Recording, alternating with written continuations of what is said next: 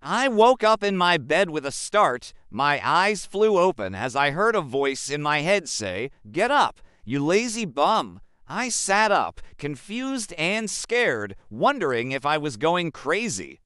It couldn't be possible, was it? The last thing I remembered was getting into bed after a long day of work?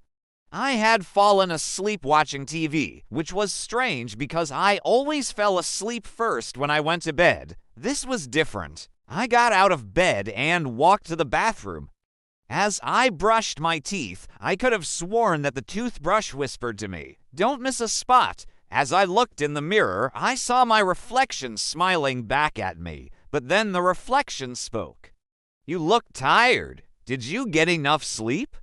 I screamed and fell backwards, knocking myself out, cold hard tile floor. I lay there for a moment until I started to come to my senses.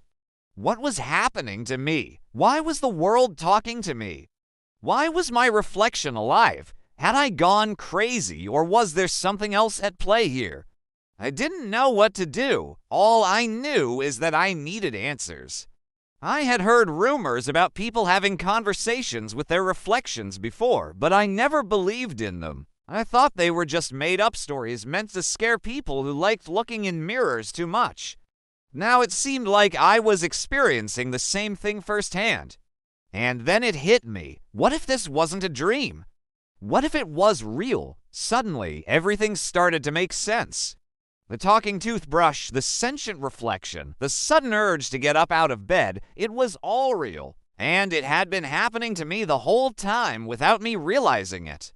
What was happening to me? Why was the world talking to me? The more questions I asked, the more confused I became. The only thing that seemed certain was that I needed help explaining what had happened. The next day, I went to see a doctor. He performed tests and told me that everything seemed fine. He said I was healthy and there was nothing wrong with me physically or mentally. He suggested maybe I was overworked and needed a vacation, but I knew that wasn't true. After leaving the doctor's office feeling defeated, I decided to take matters into my own hands.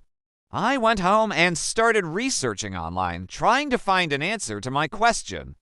All I came across were theories and speculation, but nothing concrete. Just when I was about to give up hope, I found a website that claimed to offer guidance on how to cope with hearing voices.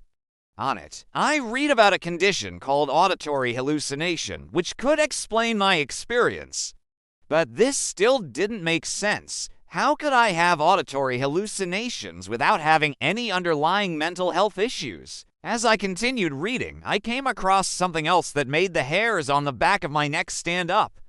The website mentioned a rare phenomenon known as synesthesia, which can cause people to see sounds and hear colors. Could this be what was happening to me? Was I actually hearing colors instead of seeing them? This was a possibility, but it still didn't explain why my reflection was talking to me. That was something completely different. Still, I couldn't help but wonder if my two experiences were related somehow. After all, both of them involved me perceiving things that other people couldn't. I decided to keep researching, hoping to find a connection between my two experiences.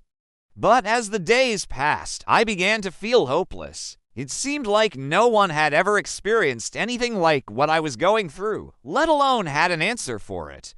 It got to the point where I was too scared to even look in the mirror. Every time I did, my reflection would stare back at me silently, mocking me for being too afraid to speak.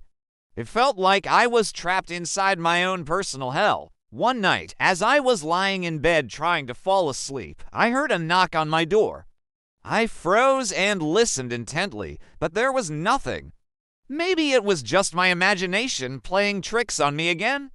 I tried to convince myself that everything was fine, but my heart was pounding in my chest. Suddenly, the knocking came again, louder this time. I sat up in bed and listened closely. Whoever was out there didn't mean me harm. I knew that whoever it was wanted to help me, so without hesitation, I got out of bed and opened the door. Standing in front of me was a tall, slender woman with long flowing hair.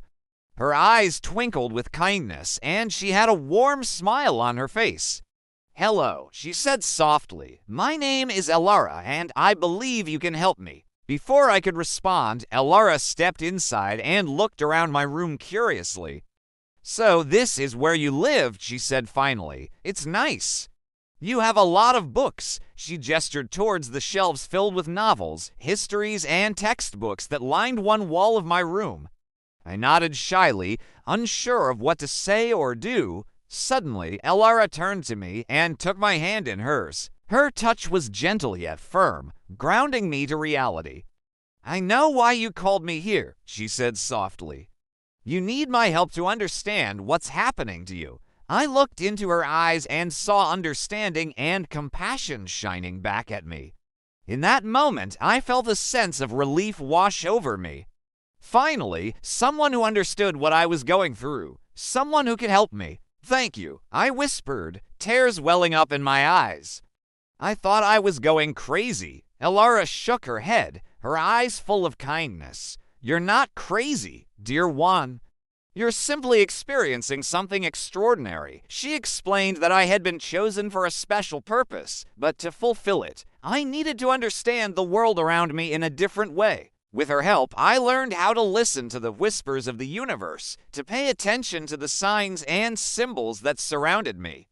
As the days passed, I began to see the world in a new light. I could hear the trees whispering secrets to each other in the forest. I could feel the wind dancing around me as it rustled through the leaves. And I could hear the colors singing their praises as they painted the sunset sky. With Elara's guidance, I discovered that I wasn't going crazy. Instead, I was becoming more aware of the beauty and wonder that existed all around me. And as I continued to open myself up to the world, I realized that the talking world wasn't just a dream. It was my new reality.